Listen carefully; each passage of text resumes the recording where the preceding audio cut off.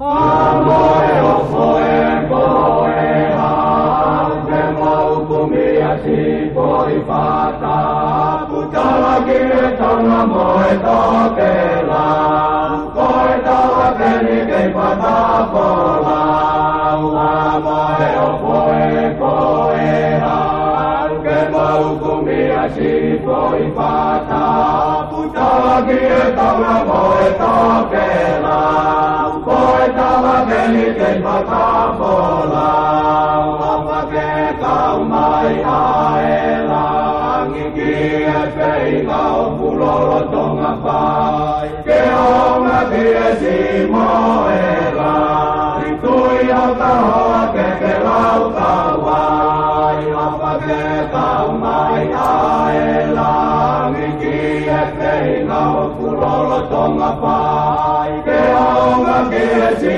moela, tui au tahoa ke lau tawai. Ai tonga ke tonga tue, ke pia i he, aha koe, o kano kupalo kei tope, o puke ke maru ai tarite, ke maru ai lau, moi kutone, e maa koe, o maa e he, kei to o maru a ene pule, kei to o maru a ene pule.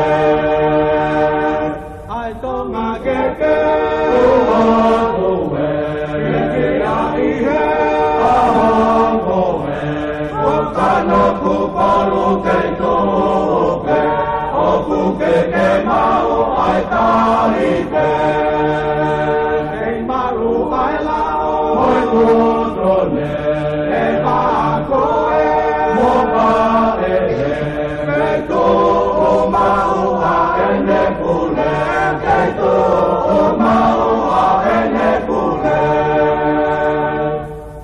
Ka holo ai a ke ko, ke amalu aki mai a e po, mahina e si e ne hopo, o ne uhulu i e mamama o, ka holo ai a ke ko, ke amalu aki mai a e po, mahina e si e ne hopo, o ne uhulu i e mamama o. Ai tonga ke ua tue, ke kia i e, aha koe, o kano kupalo kei tupe, o puke ke mau ai tarite, kei maru ai lau, moi kutone, e maa koe, mo pa e he, kei tu o mau a ene pule, kei tu o mau a ene pule. Ai tonga ke ua tue, ke pia i he, aha koe, o kano kupalu kei tupe, o puke ke mau ai tarite, kei maru ai lau, moi kutone, e maa koe, mo pa e he, kei tu o mau a ene pule, kei tu o mau a ene pule.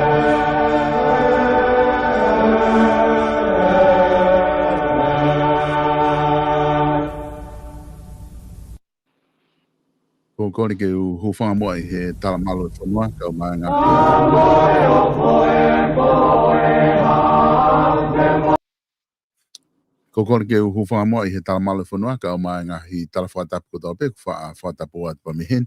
Talangata e te au whai ki tua mama, o ka tae whainga maari e koe ni, ke o atua mo prokalama koe, koe Conservative Common Sense, ai koe heni pia mo David Akau ke ma whahoko atu e tau prokalama koe ki he wikeni whatawange peo ku ongo le rei te tau polokala marketing mo tolu ki apina.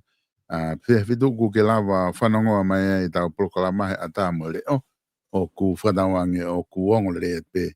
Kia tiki mo tolu time te tau pe ko whiwhia ke tātai le rei David.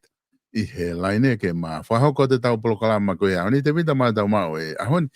Ma alo e ngau e bea mi, ngau e lahi bea mi whanua lahina. Ko ilo i pe ko e toki osi whugeni e polokalama ko e kolistutuku. Whawhiawhia e wakai atu ki he whiawhia kakai mo whiawhia kotoa pe ai. Lere me ku tio ku kei mau pe tamaha o re so ni he hiwa mo me a de vita ke tio ku holo neongo e lahe ngai ngā ue ke ke whai e nā. Ko se ke ngai tare ni ti mo mea koe peke lava ke holo o tukuange de vita. Mo whiawhia hange de vita. Solo, si. Malo au pita si tau mono patoloaki mai tangu ngā ue me New Zealand ko ilo pe foko de ki botu hia e ta potala noa mo ta kainga whanongo ko i ko e mea mau inga ne ke si lava tuai ki he lolo halai walu pea whainga maaria e pe mo ki whakatoki tauni mai pe enia ne mau ke lava hou e ua e mau foki mai me i soreiki ne mau e vatu ki he mea e koristu tuku e ako maalunga ria hona. Tena e whakawhia koe kātonga whakawhia sio koe ke tokolahi e wholau mai me New Zealand ko Australia koe ngai state Amerikani pea koe mea ni maari e solo. O kui kai ke toi hao ha ai ka inga tonga ai ha venue i soreiki Amerikani. He? O kui whao e ka inga tonga ai o hake ki tua ka kousio ke maa whana koe ka inga tonga. He mea, o koe koe ngā ia koe siasipe o sisu karaisi kau mani o ne ngā ki muni. Nei ai mai, ni he ngai funga waka ke moi whamiri, moi koristu tuku pe ia ne kai ke nā wako li ahona. Ko au fokia koe ki tau pe ia taha. Ka koe pusio koe solo ke maa whana e ka viheni moi ka inga me lolo ko haapai. Hange ni hafu reunion a tonga. E ngahi reunion whakakorisi he ni. Aku hanganaki atua ni ke mea a Queen Charlotte. Aku hange mao haki vacation ni hai he alu maupe ke mea ko e kainga tonga. Ai whakawhiawhia. Ka koe kātoanga whakaofofa au pito. Ka ku hange koe lau koe e motua hapai. Koe kātoanga whaki solo mono tutuku paupe ke whai o whoki mai o whoki ki he ngahi ngā ue whakaaho. He koe mea kotoa peku. O si kone tau pe langi tukure waka tau mātuku taktaha. Sio kono whamiri mo ko ate whatongia. Tau mau whau pito solo ko whie sio atu. Hange koe whoki mai koe me wawau. Hange koe lau koe whina motua hapai. Hange te koe tiki ulo mai koe solo. Mau pena mau ki malolo le rei he lolo. Tau te whito ke au ke whanua tupu a ngā moe. Moe ngai mātanga ilo e whanua ni tau iai. Ko ilo ku ke whenga ke tao whiau ke ona au te alu ki wawao. Me o vare peku ia hata polokalapa taua o kui kai ke to ia ha visa whakamawholarea ia me viponi. Kai, o ke asu whakaofofa au pito solo. O ko ilo whoku ke lahi au. Maha ka tau e ua, ka kuko saka koe futolonga au pito ko ia. Ka koe mea rerei peki mā lolo atu ke lolo. Mau e ki mea tokoni na eanga he tupu hake. Whoki mai fōu e sino. Manga mea whatuku mo i le rei koe. Mantui whoku tau he lai no o whiri koe tau kai ki ake palanisi anga lai toke tā. Koe tai me taha whihi whoki. O kua te alu hepo hae ki mea ke palanisi. O kai ka no palanisi mo ni, ko opite te kai ki taia.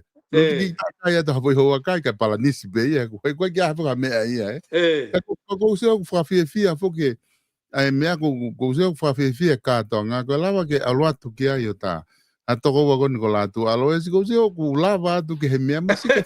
Koe masi eni me lolo eni, o si pe kātoanga ko whaheka, heka he mea rere ke tafu, ta alutaki ai taho ki no fuai. Ki tuku ki ai he whituna, Koe whawhiawhia lahe o pito e kātoanga, sai pe solo ke whaia ki whamalo ke kainga soreiki.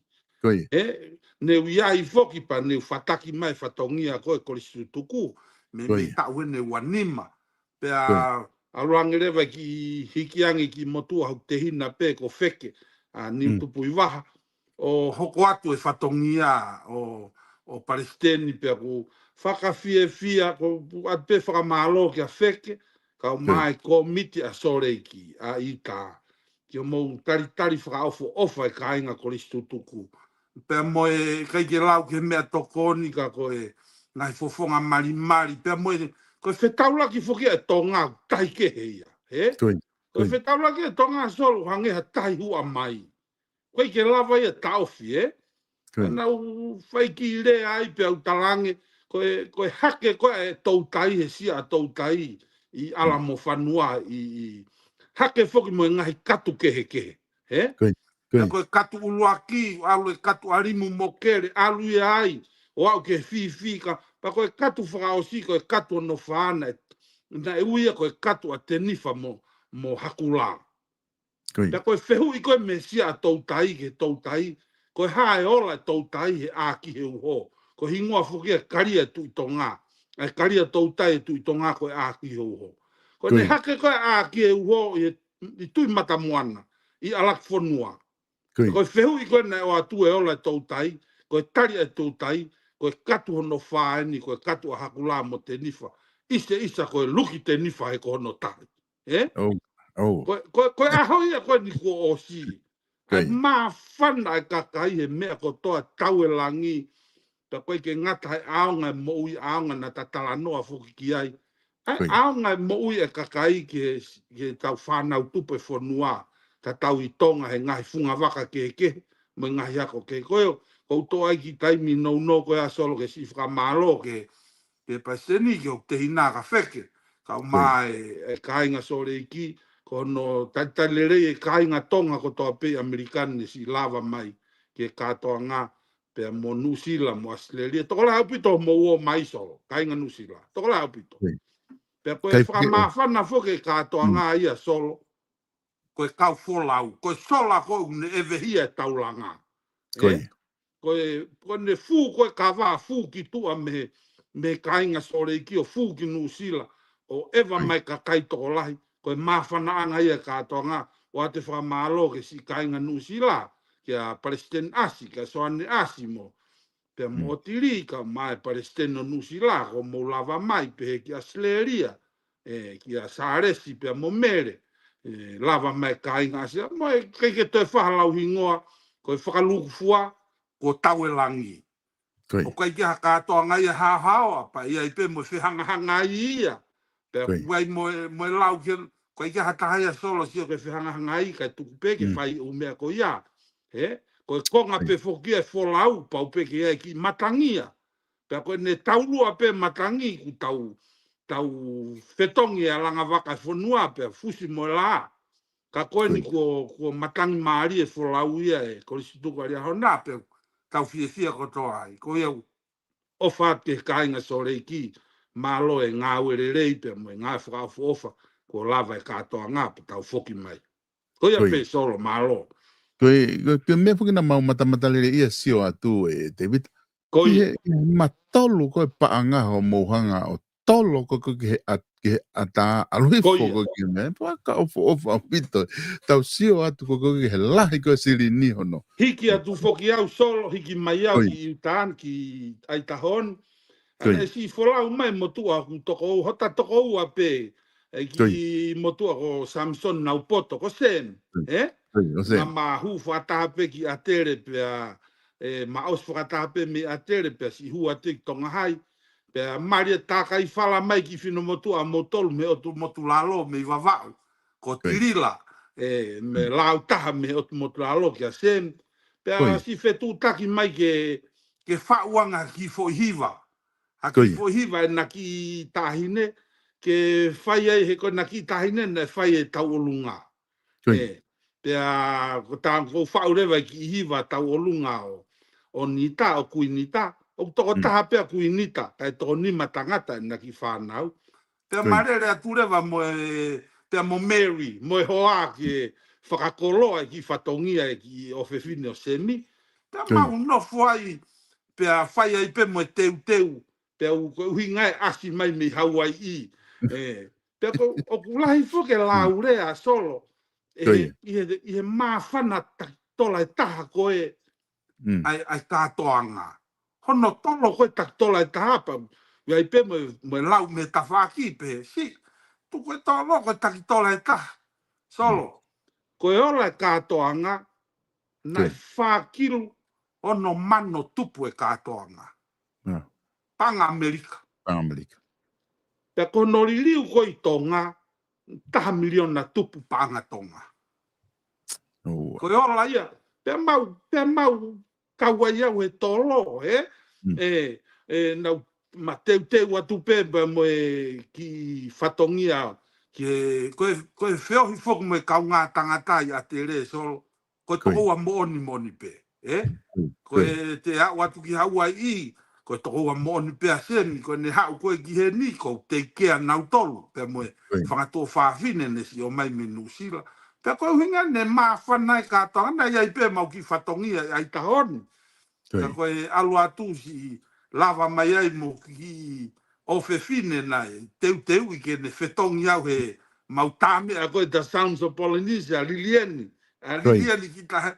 Asi, koe whamawhana te whetau laki. Pe koe o whātu ka Lilieni malosi ne lava mai. Koe.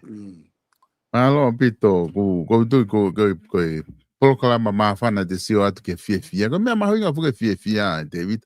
O ku kia hano mahuinga hano paanga ke totongi, Ko kia hano paanga ke whakatau a ke whiawhia, ka koe tau lava peo whiawhia, ko mea mahuinga vitoia. Koia. Ka koe lama ia, ai konga koia ki he kātonga whiawhia, ko ni na e whahoko i whanua lahi. Koe, ta polokalama ko o si foki, na tami nofo foki he mea wha ekonomika. Pe ko te ta whanonga atu i he umea wha ekonomika, lere ai peki Novema. Te ta ala holo peki ngai ta whaakika, te ta foki mai he koe taha eni, koe taha foki mea wha ekonomika e mafu e.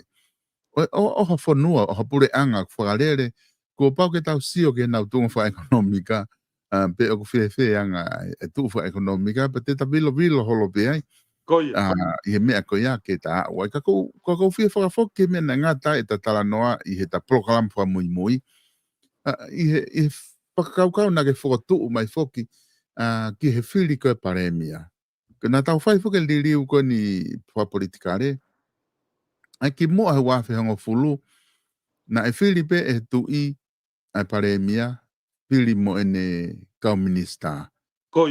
Ona pononga pe ai i he taimi ko ia ka ore wape ko toki fili he tui ke malolo hata pe tene tu goe pe ke nau le pepe ma pe mate he ko tau ririu ko ne wafe hongo fulu ai na fai fo ke whakau ke i whakatemo ka lati ange ai whaunga ko no fili e tau paremia ai rewa na e fai rewa o fai wheloto i ke fai ririu ke fili mai ka kai toko taha fitu. Pe fili mai he kau no pere na toko hiva o toko wao no ia. Pe a toko anga rewa ki he toko wao no ko ia ke nau fili rewa ha pare mia. Ai ko ne toko he tai nimi he liriu ko na tau fai he kai ke lama ha tahai a pare mia.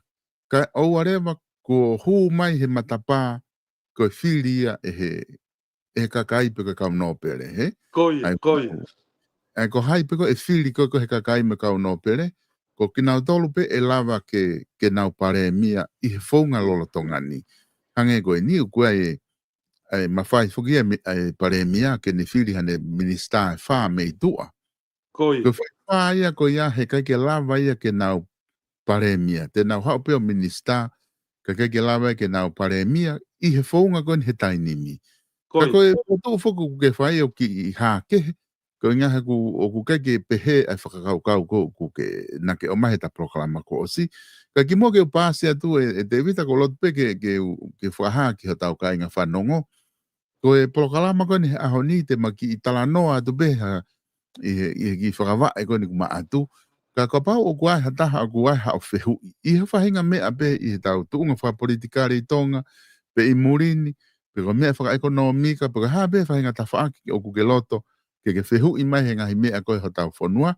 Pea ko ata pe ke tohi I maho whihui ka lava ke whahoko whiheu ka te vita ke netari atu I he aho ni pe he polokalama ko ni kumawhai. E te vita ka te upase atu ka koe I whakaukau kou ke o mai he ku ke toki I tala noa mai mua ai pa mo le ku ke sio e ala mau ka pau I whakahoko whakaukau ko ia.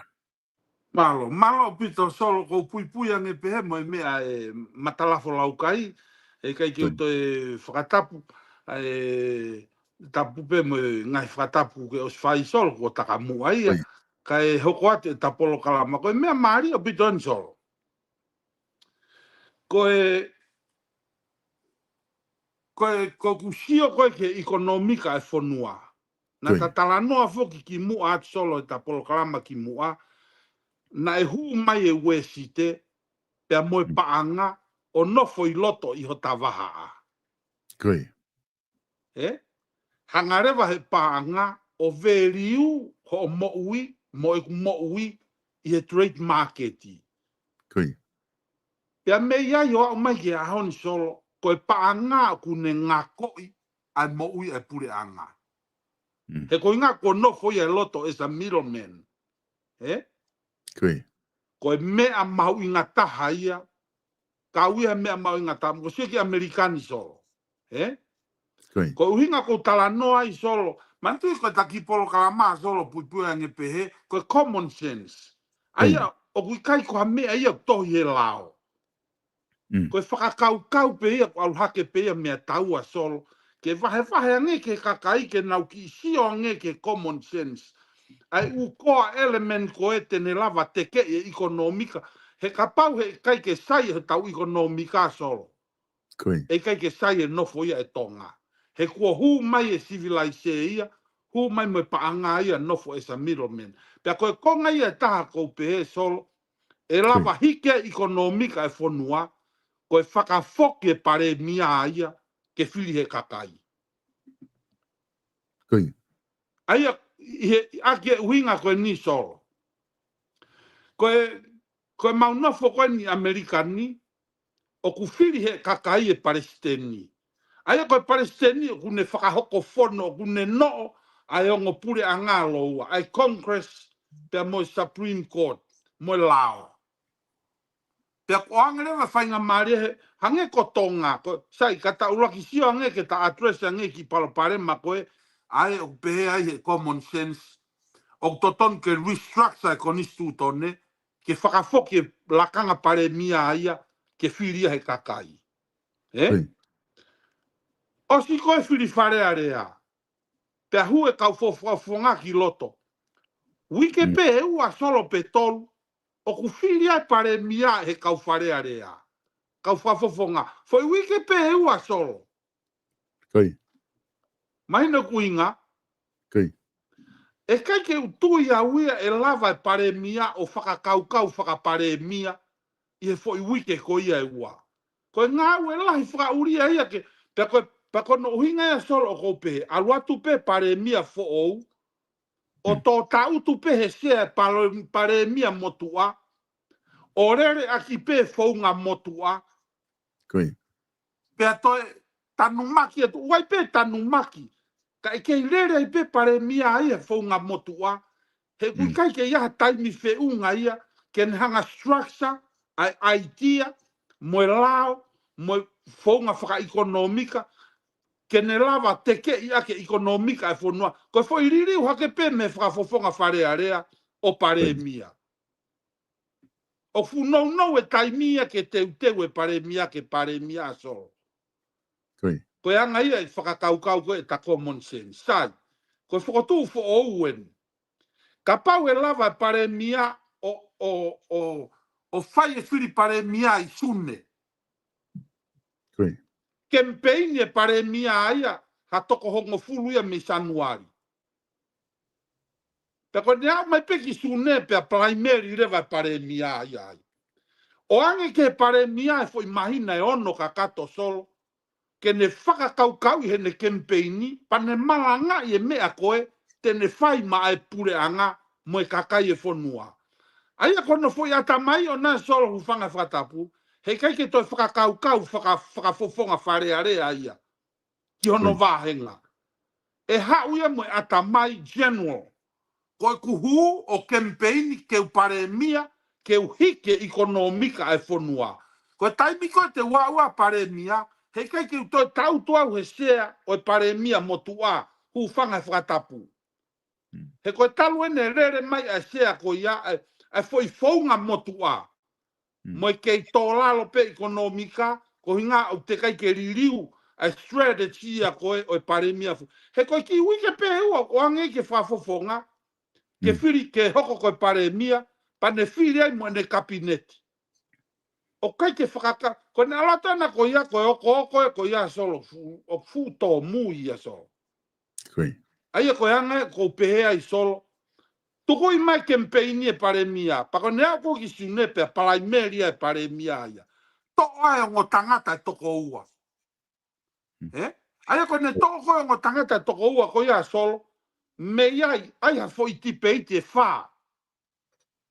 Ke na whakakikihi rea, whakakikihi atamai, mo na whakakikihi whaunga ki hono tataki e pure anga. Pea koe nea watu koe ki novema, pea whiri ai rewa e paremia. Whiri whakataha pe whakafofonga whare ai kakai, whiri whakataha pe mo e paremia. Sio tahanga rewa e common sense a taua sol, o alau e paremia, ke ne whakakau e whonua e whoitau kakato e taha. Hanga e te whakatata ki eni, soka Trump. Na pepe kakaia e to lava ma Trump ki loto pe ikai. Fo i hu mai kua Trump ki loto, o kui kai to i kaasete, ko ne hawana fo i tau e tako ia, ko e campaigni, te close e pota. Mai no kuinga, te whanga sekiua ai whonua me ne auhia whaka ekonomika, ke whakafoki mai ai industrial revolution ki Amerikani. Aia, ko u konga mahuinga koa element ia na huinga koe ki ai whiri koe a hono whiri koe a Trump. Ko inga ke ne hanga close pota, hike ekonomika, peni ai cartel, ai trucks me siaina. Terry feha. Sio ko upoini ia mao lunga au pito ia ke fonua. Ta ko taimi ko na hu ma Trump ki loto. A Trump ko ki loto ki Amerikani. Fili lewa kakai a Trump. O ange ki ai mo mandate. Aia ko mea mahinga tahaya ko ke o ange he kakai ke paremia fo ou ko mandate. Ke ne hanga o mai e mea ko na campaign ko ki ai. Pea ka pau ko nina campaign e paremia o tonga, ke ne hike ekonomika, ke ne penia siaina me pisinisi tonga. Pea hauia ki loto o paremia, pakai ke ne fai e ia, ai mea koe na ne campaign koe ke kakai te ne fai. O kuiai rewa fai ngā maarie o e kakai, ke nau sapina ai paremia, he kuloi e paremia ke kakai. O kumaino kui ngā solo, Ma mare pe solo kai ko ta ai ataua ko ta fie poto. Kai hu mai ko paremia o se ne campaign he ta o taha, hu mai mo foi ata mai paremia. Foi paremia ata pe ko ke to ha ia fra fofonga fare area vahenga ho tonga tapu ho ngofulu pe ha ia mo ata mai general ko pure anga tonga ke hike ekonomika e kakai. Pe fanau i mai ai fonga fo o ke whakarere a ke pure anga. Pea ka pau na campaign, te walato o penia si aina, whakasi mono manuwa holo ai trucks mo e mea. Pea ka pau e ha uia o toi pone mo si aina. A tārewa kakaia ke nau tuhuange paremia ko ia, ka toi whirima nau paremia fōua nau tolo. E whakasi ia, pea nao mai koe hange koe ngotama koe ka pa e whae whiri sune. O ngotama koe te na whiri paremia. Ai ha foi tipei te whaape nima mei sune ki novema. Ko inga ke nanga whakakikihi e na mo oni. Ke whanongo rewa kakai koe whaunga rerei taha ia. Aia, he koe mea ante o tātoro. Ka taki pe. O ko ilo pe ko tangata o ke mana ko ngahi mea lahe politiki ka ko ki fonga ne taha te utalatu. Ko konga lahi taha o palo pare ma atonga. Ko mea ko identity politics. Mahalo pe ke tui ke so. Ai ko palo pare ma taha ia fili fare are ko atonga mo na fili pare mia ko identity politics. Kau hanga define ia tu ke veteki ko hai uhinga identity politics. Ko identity politics ko o Filipe ko ia solo ko uhinga ko toko ua ko family na moa ko whakatana ia.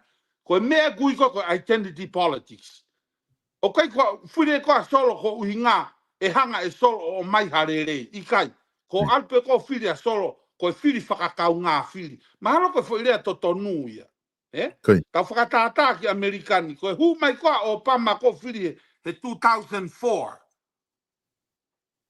Pea ta foke ka uri moe ka uri. Ko hinga ko no lanu hu whangata he whakatapu ko African Americans. Filipe katoa ka uri iai. Tatau e te mokalati mo Republika. Pea kamata e feila ia e whonua e pureanga Amerika. Ko hinga na mau e Obama. Ko konga lahi e ne vouti ana. Ko identity politics. Hange ko ni. Ko sovareni hu whanga whakatapu. Na ea ko i tonga hai. Ta foki katoa pea tonga hai ia. Ko i sutuku kai ko akulawe aki ai. Ka ko uhinga ia mea ko identity politics. Hu mai a se aso vareni. Pea ne toi o mai pe eia. Mo i tokolahi taha e kau ako tutuku kau ako a tonga hai. Ki loto ki he kabineti mo e wharearea. Which is good. O sai pe ia. Ka gue palo pare mai fufu me mui. Me voti ko identity politics. Pea koe palo pare mai a hulahi. He kamatare vai hono manu vai he political shadow. Aia ko taranoa ko ke political shadow. Koe kakai na ikai ke filiki loto. Ka hunau behind the scene. Aia ko nau tolu ia whai mai atamai. Ko hinga koe fili koe identity politics. Kai ke solo koe anga ia ki whakakaukau tua koe. Ke whakakaukau koe. Na lava ririwe ko nistu tone. Foi pare mia pe solo. Ta koe ne fili koe pare mia i novema. A laure vai pare mia. Ke ne to o mai me kau fo whakafonga wharearea. Ai kakai koe o kune amanaki. Tene lava o ngā koi e ne platformu pia mo ne asenita koe mai kakai. So ke foi hutu aua mai koa tramu koe ni. Toki free mai tramu ia kau. Topu. Ai kakai mau inga taha ki he eria takta. So ke kau whakatata ki hono close koe pota. Taimi ko pai teni, nai hu mai e mei uakilu ia he mahina ki Amerikani. Tai whakalao. Koe tau ni solo. Koe re koti ene historia pureanga Amerika. Hala, foi noa solo. Zero illegal alien that entered the United States border in the history of this nation. Ko hinga na hau pea tramu mo foi mea gana ne campaign aki. I'm gonna close the border. To e whiri mai tramu a border secretary. O kui kai ke toi kāsete. O ku hau pe border security a ko ia. Mo foi mea pe ko a tramu ko close pota. Haulu pe me he wakilu he mahina. O foi noa he mahina ai huma. Ka koe whakakau ia solo. Aia koe ta whakakau ia common sense. Fefe ka tau tuange pare mia. Foi pare mia pe. Ke whiri mai kakai. Ko hike hau e pare mia o be a man of his words. Ke ne lava whaito o panehanga hike ekonomika e whanua ki o lunga ki a tuunga te tau. Te tau lava inasi ai he monu koe o e whanua ke ririua ke hau e pare mia whoou o ririua e whaunga motu a. Ka tau alu ki a whaunga whoou. Na lava o unu hake tau ekonomika ki o lunga. ke inasia ka inga fonua kai ke sol ku fa fo ka koe ko ha pe ho Maria kito ai whakaukau koe ni ku ke hanga o mai. Ko Koia. ngā he ku tasio e ni ki he fwoi matawai koe ni ai o matunga i ko whoke whakaukau. Ai a koe whiri mea kakai e toko taha whitu. koia Ana huki whare area. Ange pēna fo i wike taha pe wike ua. Ke nau fotu umaha nau kantideti. Osipe koe pa nau paloti lewa ko hai paremia. Ai ko nau albea ngo fo iua ko ia komi I he nau kaupopou I loto pe ai. Pe ko ne mau pe ko popou pe fai ko e whiri. Ko hai pe ko pe se ke solo Mm. ko ki men fa lava piven ha me fa ye fa tau hosi Koi. o ku lava fa tau hosi ko hiko ne no ko e taimi fili ka pau e lava pare mia o ne teu I hono sino he tau kakato e taha ke pare mia kai ke tu solo e lava fa tau hosi he ka pau e ha uia fili identity politics I loto o os ilo pi he kakai he koinga e pehate kakai na ke malangai ke penie pa ke ha koe o ke fai ai ku ke ha ko lo ya ki mautolo o se ke mama ko fili ho kope hanga he kakai sai ne ke lo ya ki e koe pare mia motu a mautolo ko mea koe di alu koe ki tua kai hu mata e kai ke ne lo ya ki mautolo ki mai no ku inga solo Koi. fa fo ki atu ka koe solo Ai e whaki pa koe mo ne ai whamatala ko ki o mai. Ka koe ai kone os ko ia fo ka pau e o makatunga e fui whakaukau ko ni ki o mai. Ke oa e fu wawe pe he te ia hane palani ana ke paremia. Ke toki osi e koe pa heki nima fuki na tō tari ke paremia. Pe toki lo fu ua turepa umea. Pe kumi ni kabineti ke announce ni ka minister. kai ke he Toki whakatu nau toki si o le vai po ka ha nau polisi ko ko ngawe aki ko ha Yo, nau. Russia mea kotoa. Ko ia. Ai a ko whakaukau foke o mai e lere mai a me sa nuare ha ui ai aure toki whai pe koe whiri alu mo te peiti ma mea pe toki whai pe no whiri koe pare mea I November. Ai a koe tuu koe ak mei hange foki a koe whiri whakapāti Koia. Ai whakaukau koe on whai pāti e ua pe koe pāti lalahi e ua ma whanki pāti iki.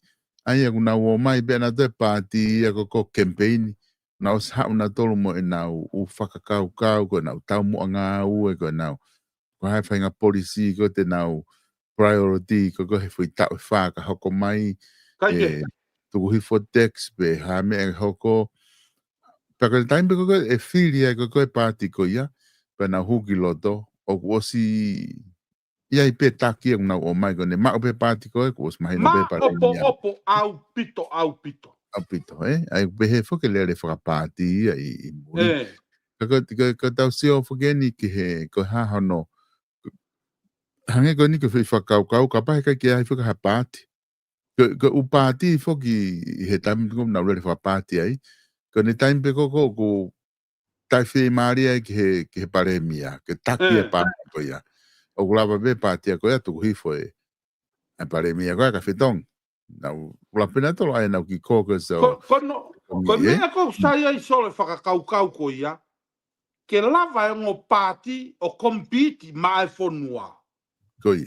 Ai ko whiui, which party they gonna willing to do the best for the kingdom, for the people.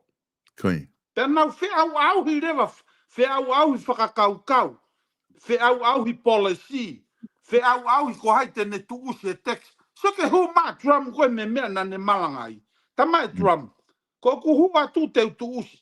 Hawa Trump mea me foi mea e solo. Ka tak pe solo kau ki maumatana. Hawa Trump mea me foi poine ua. Kau tala noa pe foi poine ua. No tax on tip. No tax on overtime. Ko ne hu me pepa Trump kono palestini. Masi solo. Mahike ekonomika mea kotoa. Fia koe kakai. Ko hono uhinga. Na ke malanga te ke no tax on tip. No tax on overtime. pa ke ha ulewa o fai e fo i mea ko ia mai ka kai fo noa ai fia ko e kau ngawe ai ko ke to text ko ngawe pe over time o si pe o fa noa ka pau to tana ka ma fo yo wa noa o kai ke to ha text e fo yo wa noa ko ia pa ko ma fo noa ni fo solo ma ngawe a ke tipi ko algo e fare kai ko ka pau ko kai to la ni manoa o si ke ria ki to la nima o kai ke to text mo tipi a ko ia hanga tonu pia ke kato ka ngawe ko fai nga uhinga pe he solo tene hangai o langa i ekonomika e fonua ka pau e lava ia solo ko palo mesia tu ka koe e ta polo klama ko ne common sense e mahike ekonomika atonga ki he revolo ia never before ka oate ki tano whakatata ko ni ko e whiri palestini ko na Argentina na whiri e tangata ko Javier Milei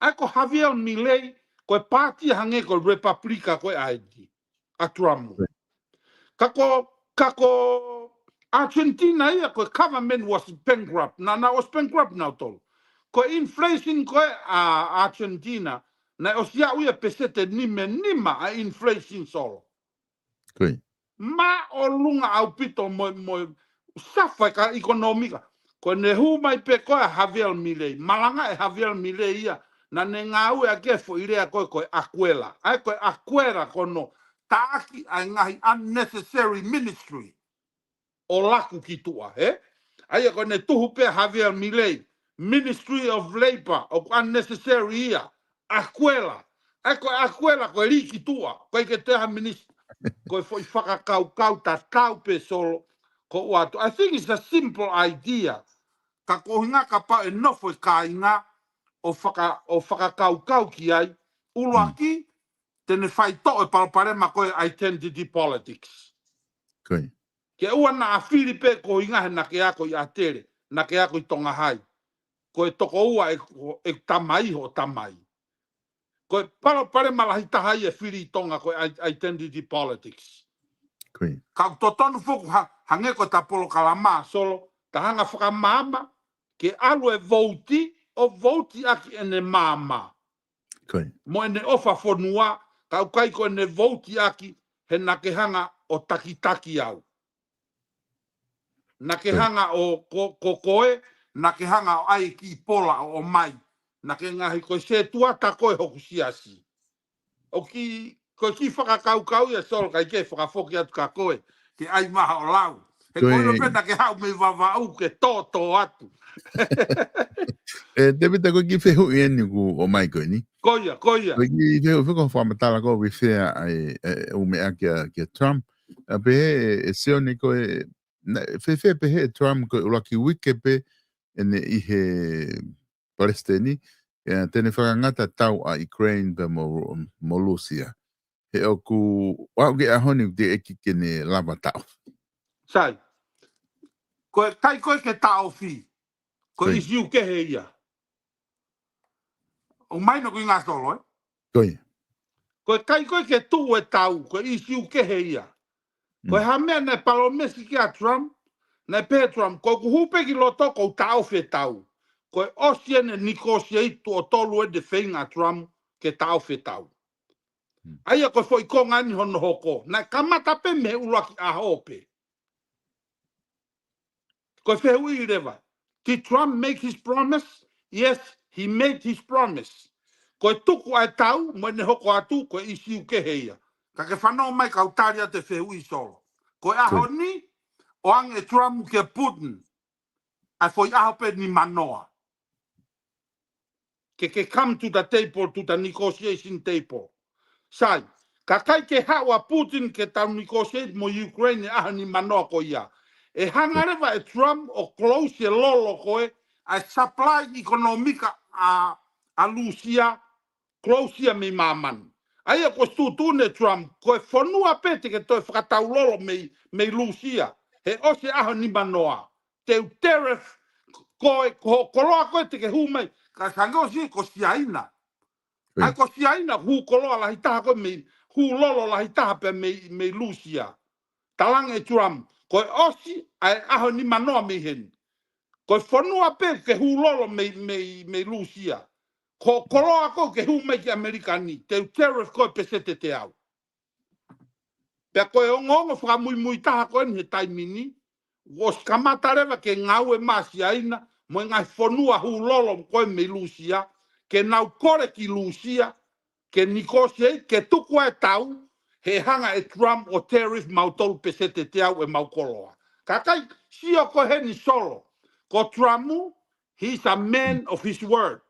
Hange ko mea kou tatalanoa ki ai. Whatever he say, he will do it. Eh? Ka kutoki puno hifo. So mai ke foi rea koe solo. Eh? Everything Trump said, it will happen solo. Ko kutari e whihui solo malo au pito. Ka whafoka te taimi ka koe. Malo. Koe whakaukau ni ko mai he taha koe ni e sang. Ne tala mai maho inga apito ke te whiri ha whakafofonga. Tene malama ngā hi whatongia kotoa o au ke paremia. Ko ni mahalo ko uhinga whagen ki he taimi whiri he maho inga apito ki Novema. Ke he taha koe e whiri he kakai he wahenga kotoa pia. Ka ui ke minista pe paremia o kune lawa whai whatongia koe. Solo, whanau mai. Okay, ilo, somebody got to break the system. Koe. O ko ona e au e kakai kou nau break the system solo. He kukau au he tangata kou tui ke break the system solo. Koe. He? Koe. Hange ko piveni, masi solo, o kai ke upehe, o kou sai ia au pito ia piveni, regardless. Ko mea koe ke ngahi lau ke koni hanga mai mei tua ke minister polisi. This is the only way ko solo ko tano ko ni foi uhinga pene ta ko saia ia piveni. He break the system. O ku break a pivenia a system.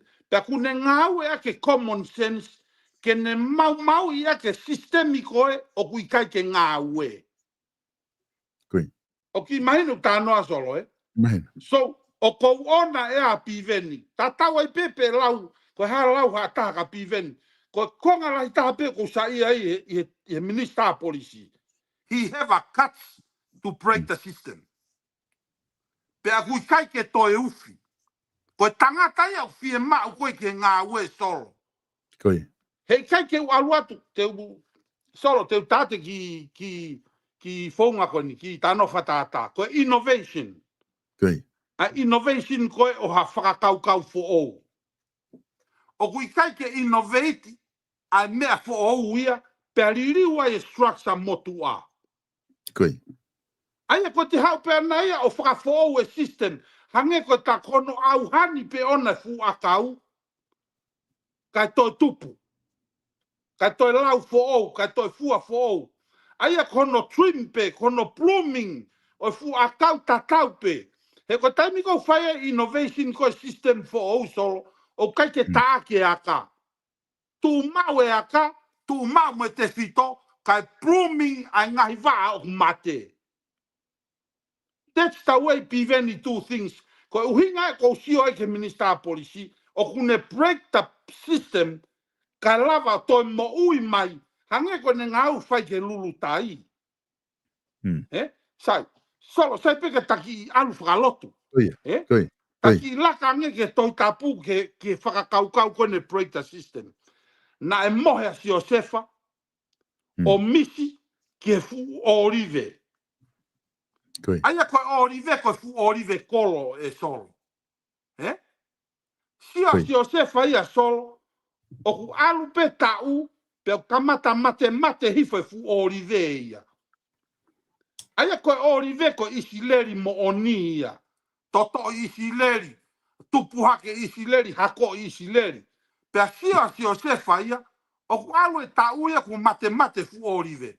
Alu lewa si o sefa ki e eiki koe ngoue o ne kore ange ki ai. Koe hae mea e whai ke fu orive kolo, ke toi laku mai ha fua fu ou, pea toi mo ui, pea whakaire o ngongorerei a kalaisi. He ku alu e fu orive ia no rani e lo tu he kausiu, e kakai Christian, alu e ke mate. Solo, se ke tari ko ai ke ngowe tangere vai ke ngowe alu o fesi mai fuwa o rive vao ai ko sentaire ko papalangi na uiki na tolu ko hidden religion tangere alu ko mai fu palangi ta elotu fesi mai fuwa o rive vao o ke haureva o hoko ke fu o rive kolo pe ko me areva na hoko tu ai e ke mo solo ai to mo ui e lotu ko fra mo ui na ka ke fra mo ui ha siu pe ko ha isileri ko lotu fakarisi ane na fra mo ui e sentaire ko papalangi ko fu va o rive va o ko na misiga se fa ai ko no hinga tu ma we te fito mo fu akau ko me hoko ko fesi mai fakakau fo o fakamuri o hoko ke fu o rive kolo pe ko fra o si ko ki tano fakalau mari ta fai solo na e to fu a mai fu o rive la ku mai ta ya no fa i tau mali pe to lau kai ke solo ko ta ki tano fakalo tu pe ia ko hinga ko pe even he has done a tremendous job he have cuts to break the system hange ko ngau fai ke lulu tai ai kono renovate o system motua ke to atu ngai mea ko unnecessary kai to tupu mai ngai kauta ngai pisinisi e pureanga he ko sio ke ne lau e solo tama he minister policy ko ne lava pe o whakairi o mo ui ai lulu tai te uto ore vai lulu tai o ave ki tua ke private sector ke piti mai ki ai hakakai ko mea ia ko solo hui ko renovation ko system motua somebody have to break the barriers and break the system and innovate a new idea or a new policy for the economy of the country. That's what I propose. Kai ke so fa foki atu ko tari e hui ko ya. Ko common sense solo mantu foki ko common sense. This is not how it's supposed to be, but it's a common sense idea. Ko u core element o mea ko a common sense kon o atu ai whakakau fo hange ko renovation ko o system ko talanoa ke. Ai ko tama pare mia he ko mea ansolo. O ke iro o kuia e tamai ana o sporo i peia me langi ko pare mia. Ka pau tau tui ke lotu. Na iai o ku tau tui tau toke mea ko tu whakanga. Na iai pe tama ira no fokana fare area kawa pive ni he tangata o kuiai hono tu whakanga ona ke pare mia I promise he ko tangata ia kune lava ia renovation we have no doubt ne ongo ngahi mea ke heia lau ko isiu ke heia kako o kuiai e tangata ia I loto e fare area ka mo pure anga tonga na osi polo I peia ke pare mia hange pia kono polo ia kalaisi ke ne whakamo uia mamani. Ko tau whaahau, na osi polo I pe tau whaahau ke ne whai eri liu o tonga, ke ne o hake a minority ke majority. Ko liu ko ia na kai ke to o mai ka kameha meha, na kai ke to o mai eri liu o kuia e tamai I tonga solo he taimini. I whare area pe huitu a pe ia, na os polo I pe ke pare mia. O keila ne manga mai koe ke pare mia, ko ne hala mai pe ana kono tare niti koe pare mia. Pea te ne whai e ia ngā ue solo, hange ia koe lau koe a Trump koe ni. We are in the golden age. Never in the history of this country, we are moving in a golden age. Na toki saini a Trump he a honi solo. Mo e trade mo sia panu. Foake sia panu $550 billion. Ke ekonomika Amerika. O ke seke solo, o kia tamai ai tonga, tene whai eia mea tatau hangi whai Trump koe ni. Kai whakafoke ta e pare mia ke whiri he kakai. He hanga pe he kakai a o ngoi, ai tamana e os polo I e sihova ke hoko koe pare mia tonga, ke ne whai e ririu. Kai whakafoke atu solo mako utari pe ke ki whehui ko ia, o whape utari atu. Ko konga maari e whokia hono ngau e koe e common sense. Common sense. Ke te ngau e aki hawhainga mea, pa moi whakau koe, ko pau ke break the system hawhainga mea. Ko pau We ke te have to whai solve. mo le li, We ne, have to break the to. system. Ko ia. Ka lava ke tau ai, he ko mana foki ke whaarea koko whaapehe na whanau na ngawe ake tuponi mai daimna tau wholofolo haina ne. E ka ke tau tangi ke ha mea fo ka tau mate pe he fu mea motua. Hono whai pe fu mea tatau. Patau Ko amangaki winga atu ka ke no hawa. fo solo ka tak so mama. Ko hua tu ko pare mia motua. A pare mia fo o. Koia. Ki he system motua. Solo. He kai ke lava he pare mia fo o ia ririu system motua. I he wike pe ua. Ka pau e oange tau e taha ke pare mia fo o. Ke ne ririu e break a system motua. O alau e pare mia he tau e takakato e taha. Ke ne hanga putu ke ta idea common sense ke ne ririu a ke system motua. Ka lai kai whaia solo. E aloa tu pe pare mia fo o tau tu e sea motua.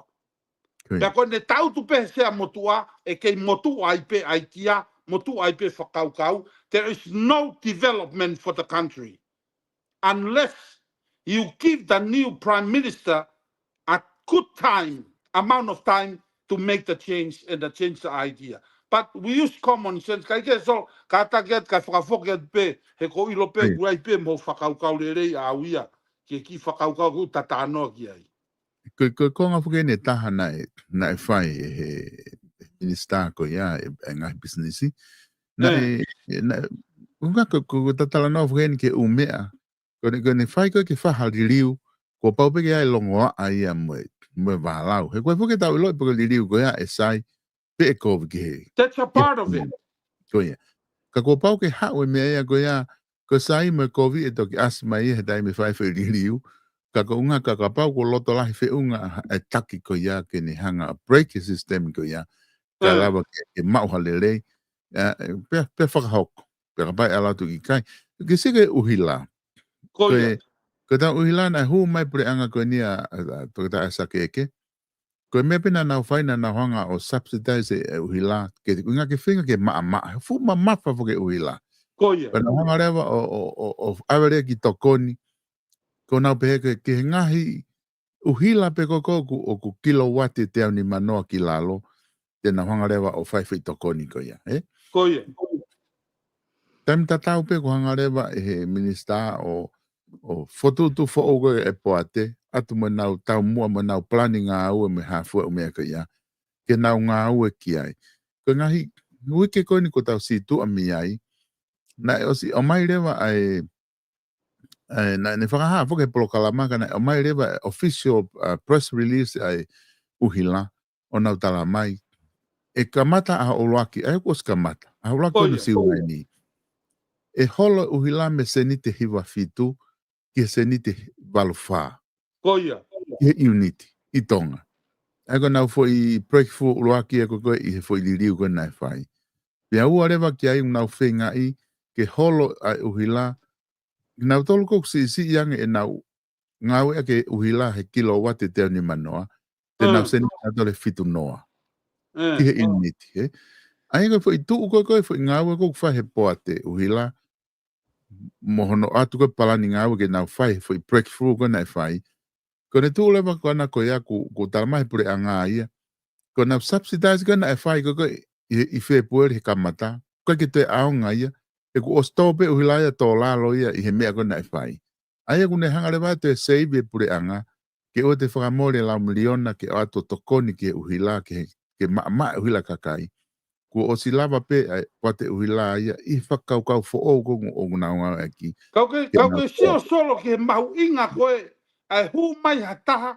operate the system. Nai ane fe, koe o se ne pure anga fihe kakai, o te kai ke lava alu pe taimia, mo e kakai uhila, o ku safa kakai ia. Tā lunga mo hu watu e tautama koe ni. Ke now break the barriers and break the system and innovate. O kai ke ririu ha mea i lalo he peisi. Kono reform ai lau hange ko kala noa. Ke toi lava fua kau o fua fo o inasi rewa kakai i he fua fo o. Seke maulalo kai uhila he taimini. Ko uhinga ta kala noa i koe common sense. Hu mai tama pare mia hau campaign, te tu se uhila kakai, te tu se vai, te tu se tute e kakai tonga, te tu pe ko ne toko ki loto, ka pau he kai ke ne fai ia, e u whakakau fo o ka solo. Me are pe ature va Javier Milei me Argentina, a kuela, aia aluko ki tua, ka huma tama koe a man of his words. Hange ko tano ka piveni, ko piveni, he is a man of his words. Ko mea ia ko saia, somebody kata break the system, kai ke solo, ko whafoka te taimi, ko ku whawe pe foke le rea e ta taimi, he wange ko ngari mawhana ta mea ka ko maharope ko me ose ta taimi. Koe konga pukia kuta tala noa ki aika kuta no fofoke whakaukau na uhinga foke ta ki afe mai ki ngahi whakatātā koe ne umea to umea mo oni koe ni ko os hoko. Ani ko tanga koe ngahi facts he ni ku os o mai he uhila e mea koe ni poko o ku na utalange ki ai he ma programa ko osiko tanke o koe ki whare uhila o whare I tonga. Ko ku mo uhila ko matotongi ko ki ai ki hene lere o ku paanga ni mangiau ni manoa ke ni mangiau wa noa he mahina. Koia. Ai ma I mita motua. Ko talange ki ai. Ko ku whika e atu koe ni koe ai foi tropu koe ni koe o mai he patu he poate uhila. Ai o ku naulere I heni. Ai o toki osfoki asi ulaini pe hae mo wa uhila hoko te utoki sio ki ai. Ka koku nofu ko whika I atu koe foi tropu koe ea ko o mai he uhila. Ai te e holo e frema ma uhila I he maungau e pe uni tatau pe lahi tatau. E holo I fore vai a paanga e whangi au ono noa. Sure.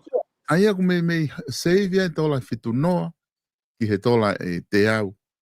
I he mahina e fui holo. Ko talang ko e fu me alahi. Fu me alahi e ka tola fitu noa ke te au po ia. Au pito. Kula vai to tong internet ai he. Ya ko men ko mari e solo you know renovate ko ni o pure anga e na system motua. O ko si ko pure anga ni hu me ka tama ko ni o na lava kate government spending. Aia ko me ala taha ia ka hono tropo economica fonua ko government spending. He ko paseti foku pen solo. Okay, lave ipe, pe lave ipe. Ko neon hono print mai e hivanoa miliona. Ka tipeni katoa ia me me consumer spending. O kai foki ea paanga ia. Ko paanga, ko tato print mai e ikai. Ko fufo ea pe uhau. Kai tok whakasino he kakai. Ko hai whaunga whakasino aki he kakai. Ai foi matai fika. O whakasino aki ia consumer spending. Ai kakai koe whanua. Peko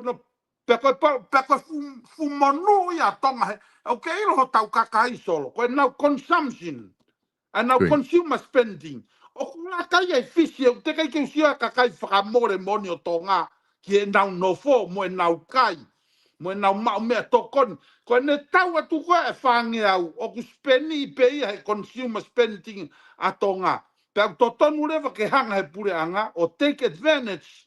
A 90% of consumer spending ke tānaki a ke patseti koe e whonua. Pe koe na hanga koe he pure anga. O koe ni o balance koe na patset. Balance the budget, cut the regulation, increase the consumer spending and internal revenue ko ne mahikia ekonomika e fonua solo. Hange koe lau koe fine motu avava mani ifo atu. Ifo atu ekonomika. Kai ke solo, whakafoke te taivika koe. Ko sia fukeni ko o mahino ka te taua ia. E whi palapare ma ko tau whianga ngai me tai nimi. O mai si e ki uge ua ke whi palani ko ia. Me hafua. Kakapau e whai whiri koe e pare mia ke run ni pe ha whiongo tama ia. Upa ka whi kau kantidei te whiha pa whiri me toko ua. Ke na kompiti ko ke whi lakanga. Ka koe tau si ofu ke ni he ta whaaki koe ni te na lava nawa whai palani mai mea. Mahino ko na huu pe ka huu pare mia. Koe whai huu solo ko he taumua pe ke pare mia. mo hiki fonua mo hiki pureanga. Koi. Ko konga fugeni na utafaki fa politikare. Ko na huo tuku ki fare are. Ko pa fugeni ma we ne ka support. Ke na o ha kabineti me be. Ko nga fa kapa ka ke ne ma o ha support ai ko me be hoko e to fili ha pare mia fo o ko nga fo ki he ko ke ne ma o e support ai ni toko wao no ko na fare are ko ti mahal ko uhinga ia ko hanga ngai pure anga o fa o sistemi o na mari ure va me ponga fili tau taha konu tau fai tau. Pāti e ua. Alu rewa pāti. Ko ngā ke nau hua tu pena tau ya. O ko si ai pe nau support. O si fotu tu pe funga natu he pāti ko hai minister ha, ko hai ha, moha. Nau tu ko nau hua pena tau ko ya ko pāu tu gai pe minister fia kuna tok fili mai mi he moe. Ka ko nau me ala tu ko fai pāti ya o si mau e nau polisi ko hai nau mea ko fai. Ko tau pe ni fuki tau tolu. Ko fa pehe fo ke kai ni ko tonga te ke fu lai fe unga ke para party ka ko nga ko neongo na ka ke lai fe unga ka tau se ke wa fe honga fulu ka ke lai fe unga tonga ke fa party pen lo tonga pe ne si tau te tof da tolo tof tonga ta pia honga fulu koia go fe ke tof ia o ko hange ko ke fu make sense ko konga ia tofua na tonga tap fitu na tol pe konga le va tofua na tonga tapua aia na tu vai u le va tofua ia ko alo na konga ki tonga tapua pe alo na konga ki tonga tap fitu o nge lo pe me te na pau ki ai he time ko te na un ai ko na unu pe ko ofi ke fa hai ko tala mai ke fa hai tonga tapua na tol ko inga akia neonga tau pe he o tika ke la fi unga tonga mata economica ke tau fa parte ka awale be ku fai ke lava peda tolo fai fa parte he ko tau tof peda tolo ki fo fe unga pe tonga ke fa parte ko ki mene taso ko na to fola tu i ko ni fa muy ai tu yo no pe tu yo no na ne challenge a demokrati ko te taulava alu ke fonga fo'ou o ka pau te maulava increase economica e fonua. Kui. Ngai principle fa economica. Solo, o palomesi ate taki polo kalama vai ko ne common sense. Ka pau te tau unu ki heni.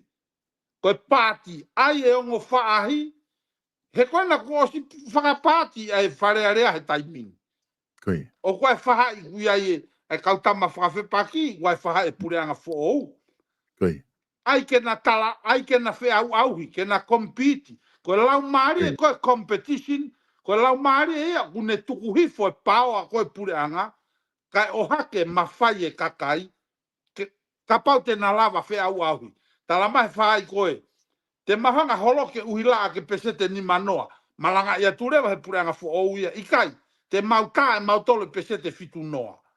Ko taimi a koe ngā au e ai loto, duplicate ai, e system for all ai mawhai e kakai ke hiki a ke ekonomika koe e whanua.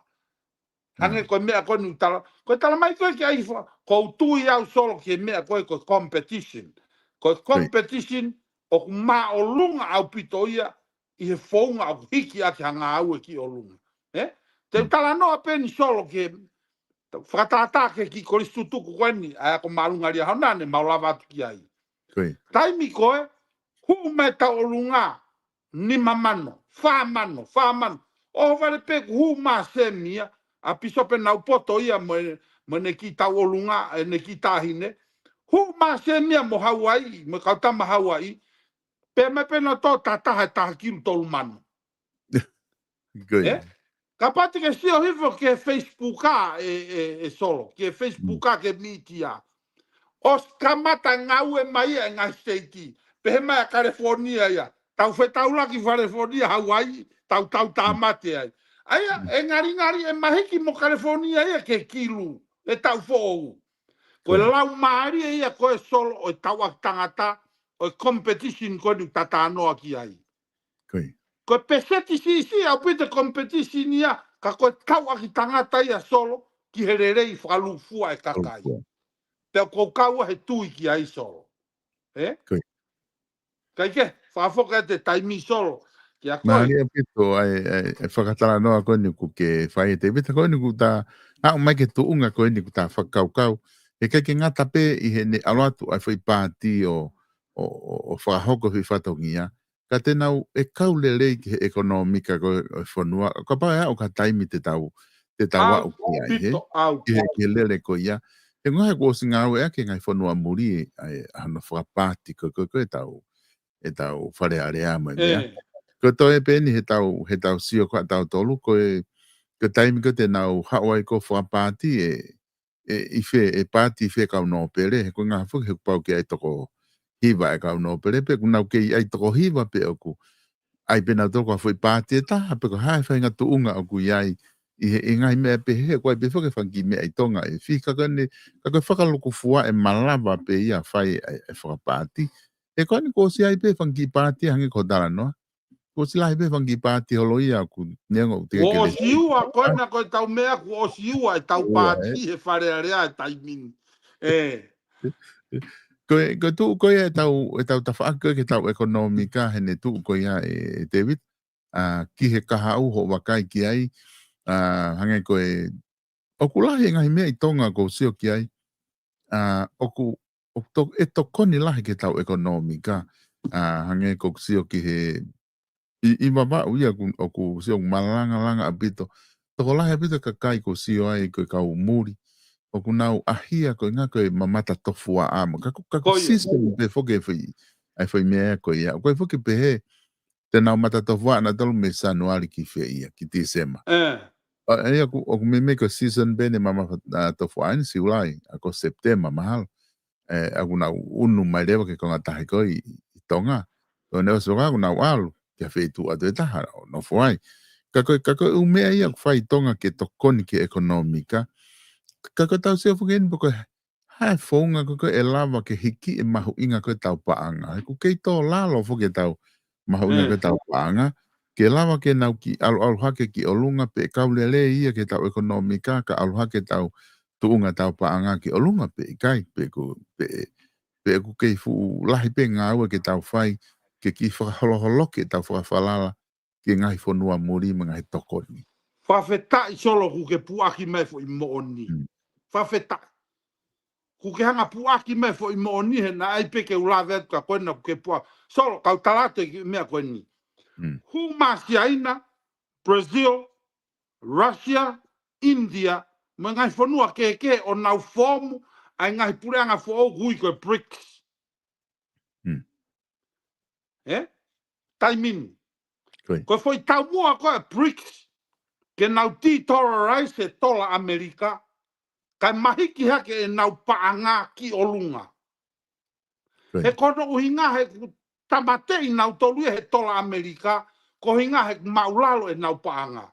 Koe whehui rewa. Ha mea maulalo e nau paanga. He ko hinga te are selling cheap stuff. Koe nau ekonomika tautu I lalo. He whakakaukau whuke nihi koe pureanga sia ina o nau o kui olunga. No. Koe whika I koe ekonomika, koe GDP, koe gross domestic product. Koe. Ai e wahe panga e whanua ki he population I whakafoi ulu.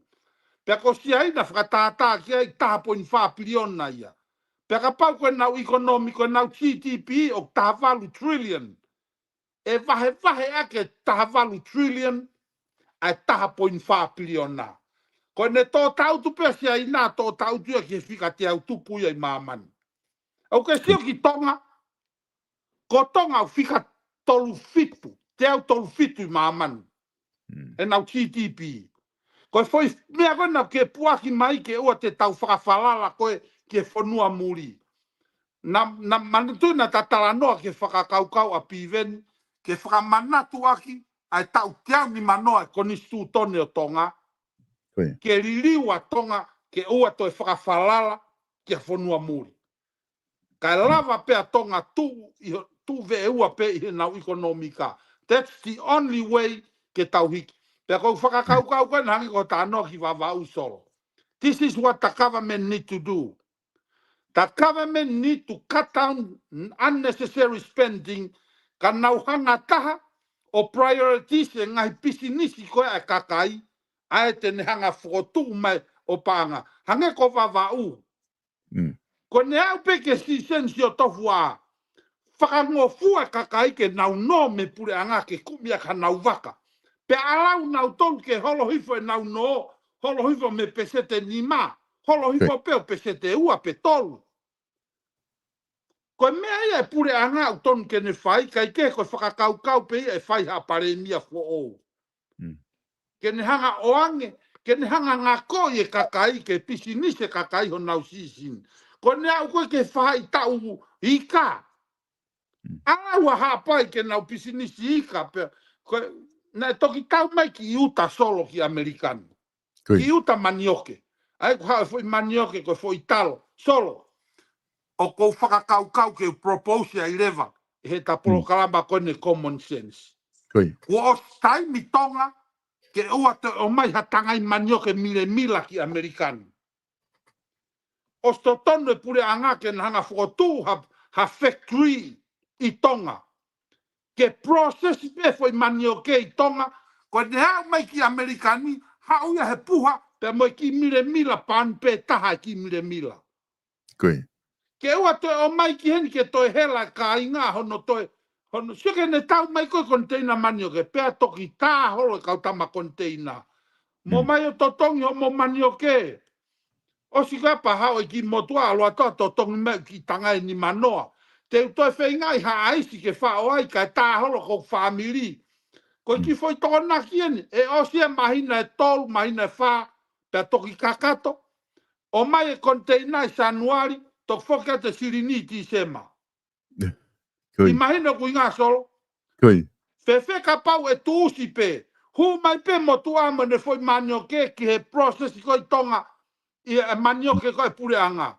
Hu mai pe ki ai whakatau mai mao sirina motua. Hu mai pe mahina taha me process ko e pure anga ki Amerikani. Whoka pe sirini he mahina pe ko ia. Peka ne hau ana kako i ke te hau ia tufa o fe tā aki. Hu mai pe na ka hu ke Walmarti pe koe laki, pe koe Winco, ko ne hau pe na o kai ke toi kai e tonga, kai e tonga, kai e Filipino, kai e pe mo South America, kai e mo India, he koe umea kai pe kai e ngai whonua. Kai koe sio ke process ko ia solo, ai o propose e ta polo kalama common sense, o stoton ke hu mai manioke mo talo, o ato hu tangai mai, ha uia he puha, ko mila mai ta kilo e taha ki mila. Ko ne hau pēna au ke whare koloa o koe ke toi alue ke whamili. Ka whia mau hatama pare mia ke ne are ai. Pea ne hanga whai e treiti katoa ko ia pa lava rewa ke kakai. Mau vave e nau sirini ki tonga. Pea toi lava process vave mai. He koe fo ianga ia ka ungo ue. Tohina pea ta uia taha mo konga pa tok mau mai nau sirini. Ka pau whewhen solo, ka pau e tope kumala. O si pe mahina e wha, uto e kumala, mahina pe ua me ai whafoka te sirine kau tō kumala. Kai ke koe anga peke tata noa solo ka koe, it's all common sense. Ka kumpa malo solo ko puaki me fo itari to tonu, ke koe whaunga pe hiki e mahu inga tau paanga, koe kai ke toi whakawhalala tonga, ki a toi whanua muri. Hange ko mea nei lawe ke minister polisi.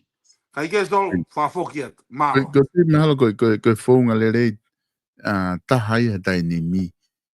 Ki hono whakamaketi koe mea kai, Ke whai ngā ue koe ia. I New Zealand, koe te alatu koe whanki teuri, ko osi ai whanki peketi manioke.